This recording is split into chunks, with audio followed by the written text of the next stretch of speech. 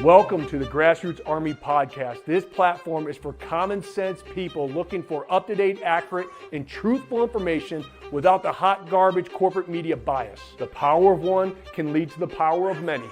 You never know what small act that you may say or do that may literally change the lives of millions tomorrow. And don't you ever think that you can't make a difference, because you can.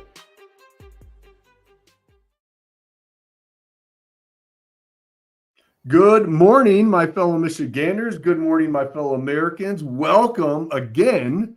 Stephanie, you're like part of the club now. You're back right on the Grassroots Army Podcast. So thank you for no, you're fine.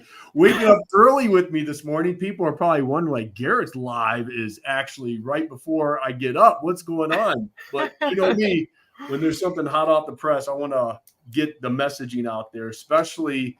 You know, I saw your video, your heartfelt video that you made a couple of days ago, I think it was, and it's trending very well online. I mean, it's pretty much going viral right now on your story and what's going on. And so obviously people who've been following me, they know that I've had you on, I think a month ago, and we talked about what's going on with the school boards and everything else. And now they're refusing to allow you to teach because of a couple things. And I got it written down right here, and we talked about Lowell's not allowing you to teach because of the technology policy and worries that you would be a disruption to the learning environment. And then Forest Hills Public Schools, they are not allowing you to teach because you're going to be inappropriate to students and you're attacking students. So what the heck happened? How'd this all come about? Well, I am a teacher by trade, and I know that there is a humongous shortage of substitute teachers and teachers in all of our public schools. Pretty much every school you go by in my neighborhoods has a sign out in the yard that says EduStaff, and they are hiring for substitute teachers.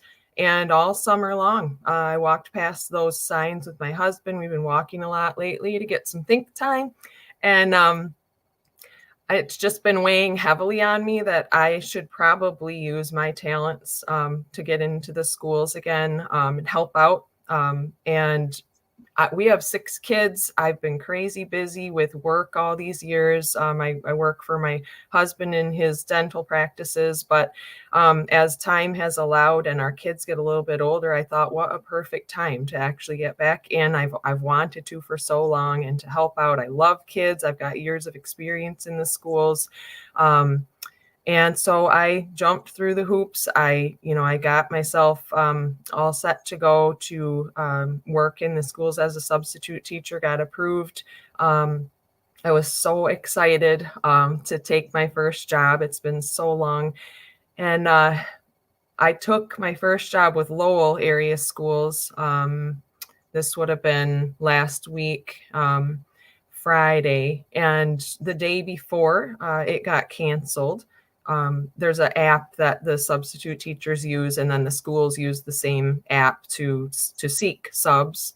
So I saw that it had been canceled, that I picked up quickly another job for last Friday in Lowell schools. My boys go to Lowell. They were so excited. They're like, Mom, are you going to be in my class? And I got up last Friday morning. It was Pink Arrow Friday. I was very excited to go.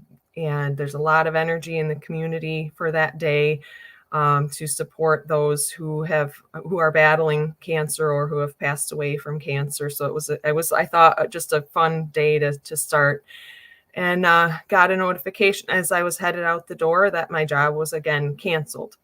And I was like, what the heck again? Well, I sat down to drink my coffee, check my email, and I had an email from Superintendent Nate Fowler from Lowell area schools, basically saying your services are not needed in our schools as a substitute teacher. We have concerns that you have broken our technology use policy or social media use policy. And then that you will be a disruption to the learning environment. So let me dissect that.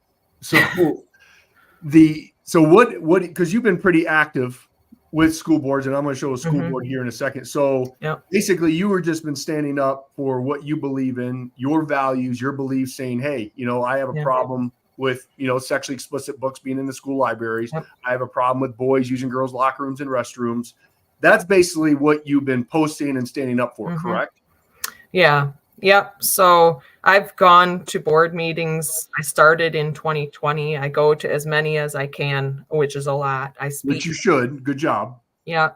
I speak at board meetings. I used to be able to have meetings with the administrators and teachers to talk about these concerns, because initially they gave the impression to me that they actually wanted to work together and try to fix some of these concerns.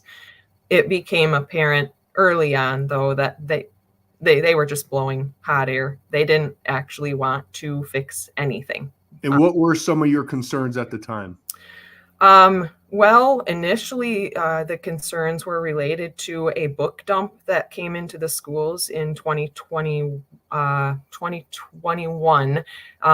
While the schools were shut down over the prior summer, books had been donated to the elementary schools, and one of the teachers had let me know about this. She got back to her classroom that fall, and there were a pile of books that were all DEI books, diversity, equity, inclusion.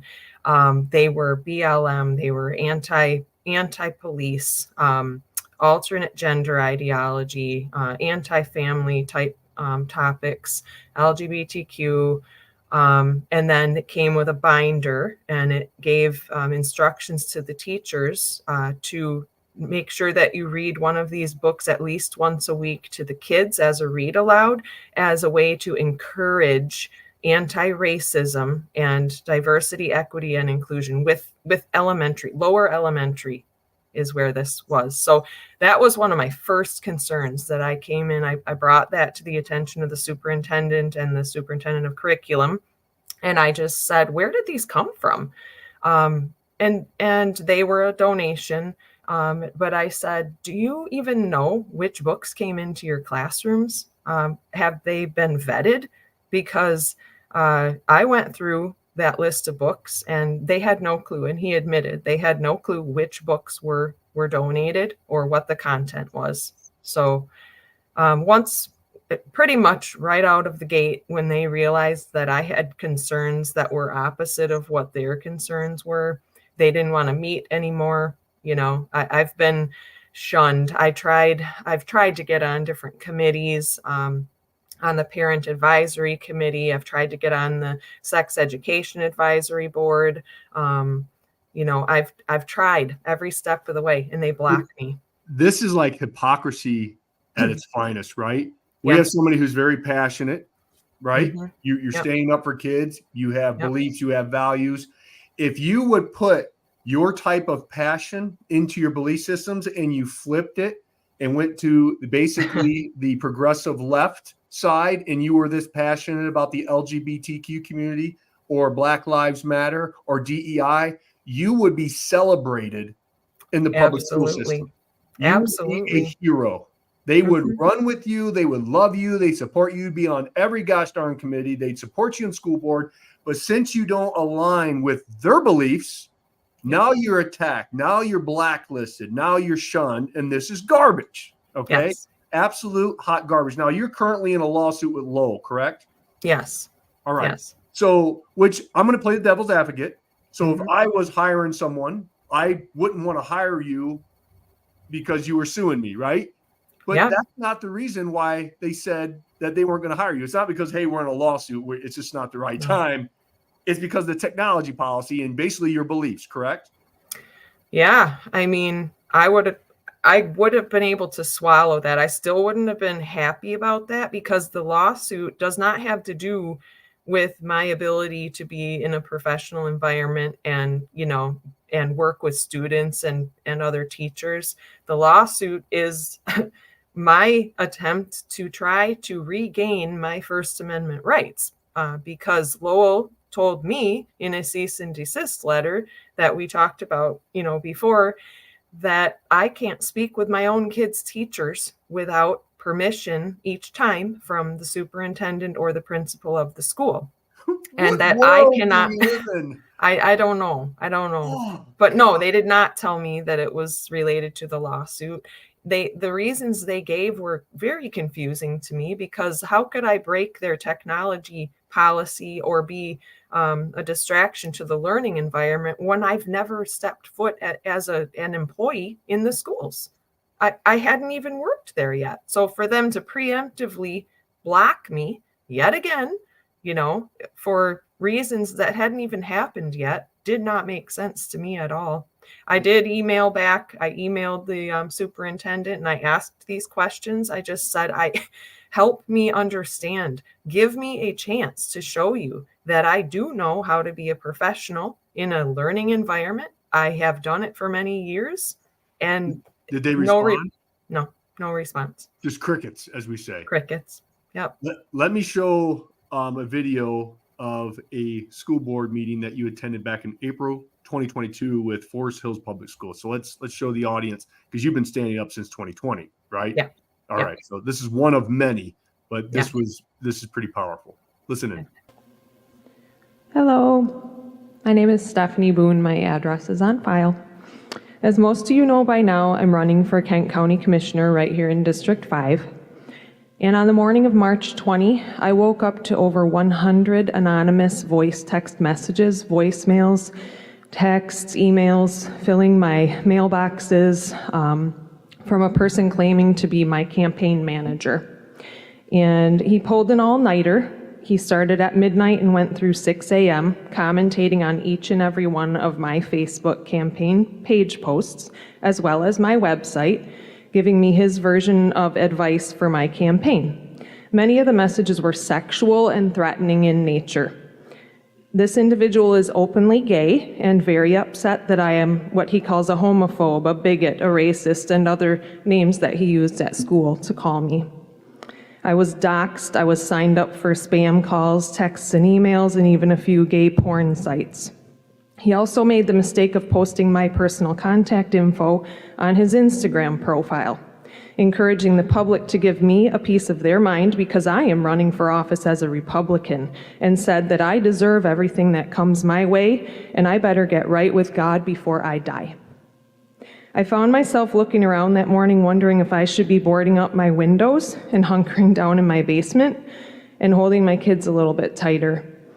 Of course, I called the police, and I am so thankful that they were available to help me that morning. They weren't stuck downtown in a BLM riot with a burning police car, so I'm very thankful for that. Turns out this was a 2020 grad of Forest Hills Eastern, co-editor-in-chief of the Hawk Herald, co-president of the student government, an active and proud member of the FHPS Global Learners Initiative, violinist and concertmaster, U of M student, put on a pedestal for all to be proud of, and now he can add inmate of Kent County Jail to his resume. This is a product of Forest Hills Public Schools and Global Learners Initiative. After evading the police for a couple days, he was taken into custody, and on April 9, charges for malicious use of telecommunications services are what he was arraigned on. I'm sure that you're going to blame this on COVID too, and I'm sure you would say that more ESSER dollars and mental health interventionists could have helped him. I'm here to tell you that a solid combo of good parenting and schools that teach academics and respect instead of hatred and racism toward others for the color of their skin, political or sexual preference, this is what these kids need. They need good parenting and solid teaching at school, academics. Everywhere we look, all these awesome programs you're bringing in, go to the website tonight for the PLTW, the Project Lead the Way. It seems like an awesome program. Go to their website and you're gonna find right away their commitment to diversity, equity, and inclusion. Why is that? Just teach our kids the basics. Thank you. Wow, that kind of seemed, number one, horrible that you had to go through all that. Number two, what you said at the end seemed a little bit kind of like common sense, right? A little bit. It would seem that way. So you think this was one of the reasons why Forest Hills didn't hire you? So Forest Hills, this past Tuesday, I took a job, and that's the video that has gone viral after I was fired from that sub job at Forest Hills Northern High School. And yes, this video, that speech is one of the reasons that the administrator said that I am not going to be able to sub in the schools, because that video, that speech was attacking and very inappropriate and made that student, apparently, which I never gave his name anyway, made him and other people feel very uncomfortable. The student who did all that? That's what she said. Yes. Wow. Okay. Yeah. So this is interesting because it's okay. And I'm going to bring up, because we talked about what's going on yesterday on my platforms with East Grand Rapids and what the teacher shared in the classroom as an assignment. And I just want to show everybody what this is. What you did was inappropriate. Like, you can't stand up for your beliefs and values with saying, hey, we shouldn't be doing this with kids. We shouldn't be indoctrinating kids. We should just be teaching kids math, science, reading, history, all of the history, right? The good and bad. Yep. That's inappropriate, but this is not. So this English teacher in East Grand Rapids thought it was a great idea in today's political climate to have this as an assignment. Now, do you know what the assignment was by chance? I never found out what the intent of this assignment was. I only know that this was a writing prompt used in an English class in high school at East Grand Rapids. Which is, look, I don't know what the intent of the teacher was, obviously, in the spark conversation, but there are proper times and there's improper times to do something like this. And in today's political climate, I just really feel that was in bad taste, especially when President Trump has had an attempt on his life twice in the past 2 months. So putting out more negative political rhetoric is probably not a good idea, especially as a teacher. And I said this, and I made my stance on this, and I think you would agree with this, is no student should ever know the political affiliation of their teacher. Exactly. They shouldn't. It should be that simple. That's it. Like, whatever you do at home, whoever you vote for, that's fine. But the student should not know your political affiliation. And now with the teacher unions and everything else, basically putting the people and blocking the people like you from getting in and doing inappropriate things is hypocrisy, like we just said, at its worst. I mean, it truly is. And that's all I've been trying to do, is call this out for what it is. And for some reason, that means that, I am an attacker and I'm a threat and I am not safe around staff and students, because I seem to be able to just say, to ask those questions that other people are afraid to ask and speak up. And I talked with this administrator who fired me on Tuesday, and I said, do you not think that there are people in this building who are just fine with Stephanie Boone being in the building, who would support the same things that I support? And she said, I don't doubt that, Stephanie. And I said, where is their voice? Why can they not, have a voice? Because the truth is, there are so many people who believe the way we do, but what happened to me is a prime example of what happens if you do stand up and speak out.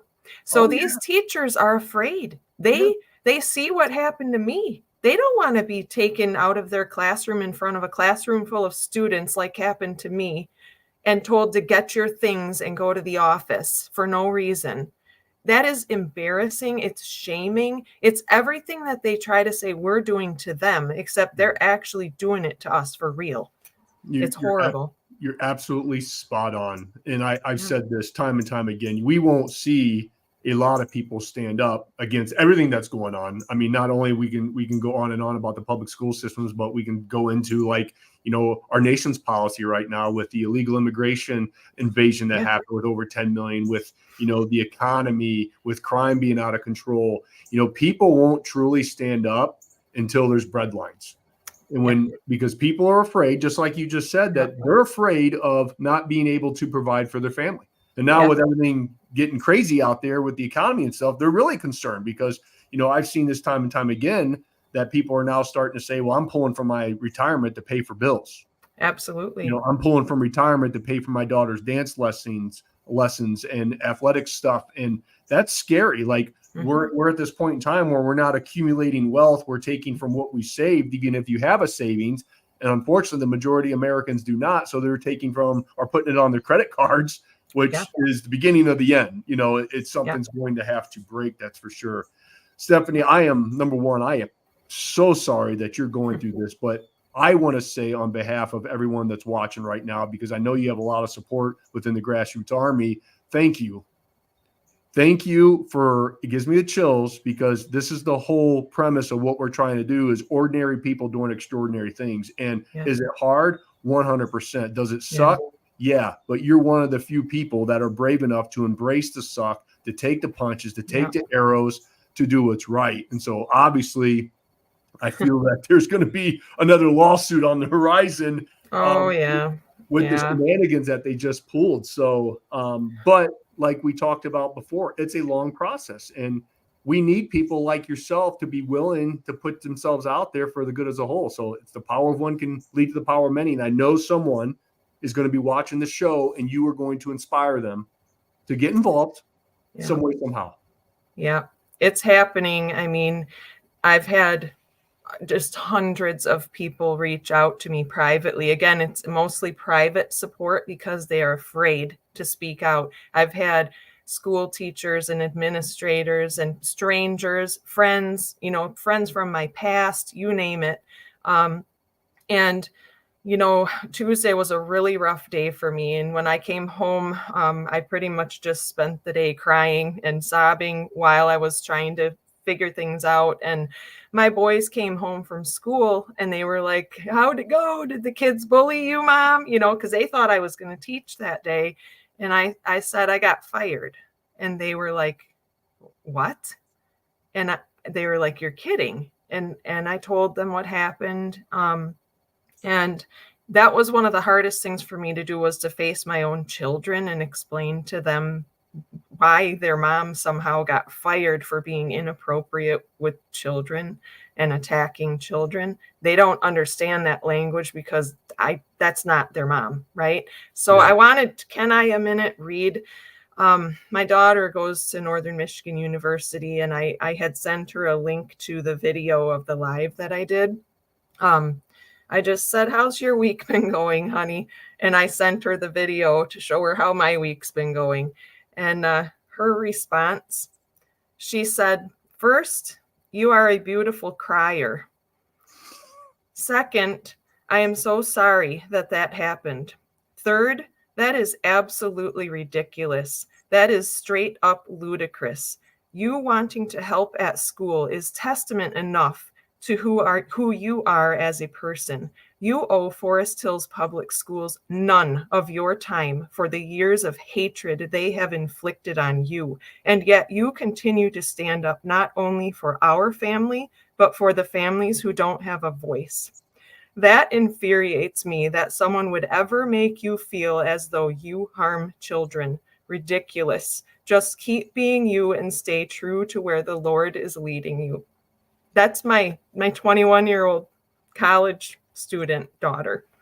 And these are the reasons that we have to keep standing for our kids. And I'm, so proud and worried every day and pray that God watches over our kids who we send out there into this jungle every day. And I worry that my own children, even with as strong as my husband and I have been, that they're going to come back to us woke. I still worry. I pray. I know you do too. And this is why we have to keep standing for our kids. So, well, I tell you what, parenting when you know you're doing it right. Yeah. I mean, to get a message like that from a young lady, obviously you and your husband have done a phenomenal job. And for all the parents out there, that's exactly what you have to do, is be involved. Don't assume, because so many times I still hear, well, that's not happening in my school district. You'll be surprised what's happening within your school district. I'm not saying it is or is not, but I've seen time and time again where people get a hold of me and say, holy cow, you were right. This garbage is happening here too. No matter how rural you are, it may be happening. So you have to get involved. You have to be involved with your kids' lives. I mean, we can go on and on about the challenges that kids face with the phones and everything else. I mean, it's a different ball game than when you and I were growing up. That's for sure. And so we have to be on point. Stephanie, thank you. Okay. Thank you so much. Thank you. And man, we're going to be here with you. You know me, if you ever need anything from us, I'm a phone call away. You know that. Thank you. Keep Thank standing you up. so much. You're welcome so much. Keep fighting, girl. You're an Will do. inspiration. We'll keep taking the arrows, right? Yes, ma'am. All Have a great righty. day. You too. Take care. Bye-bye. Wow. That's all I can say is wow. Not too many times do I get speechless. But number one, that's horrible what's happening to her. Hot garbage with these school systems. Obviously that person cares. That mom cares. That teacher cares. And she wants to just give back.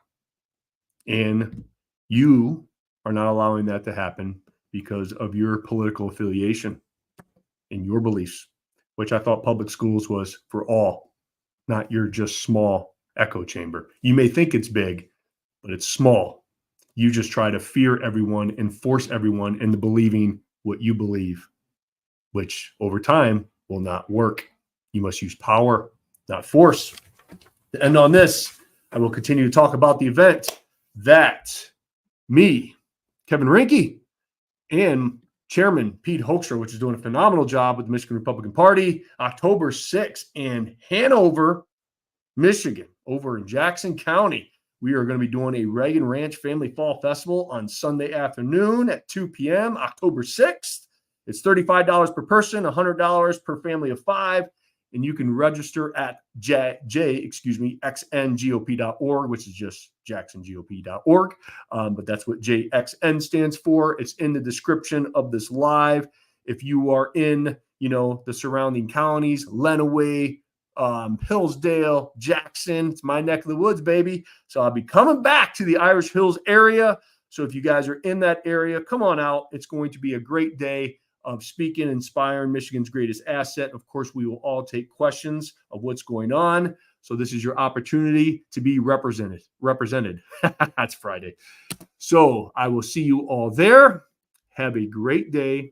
I will continue to do what I do best, expose the hot garbage, give you up-to-date, accurate, and truthful information, and you will see and continue to see my butt on fire as I go around and motivate and inspire, but most importantly, activate Michigan and America's greatest asset.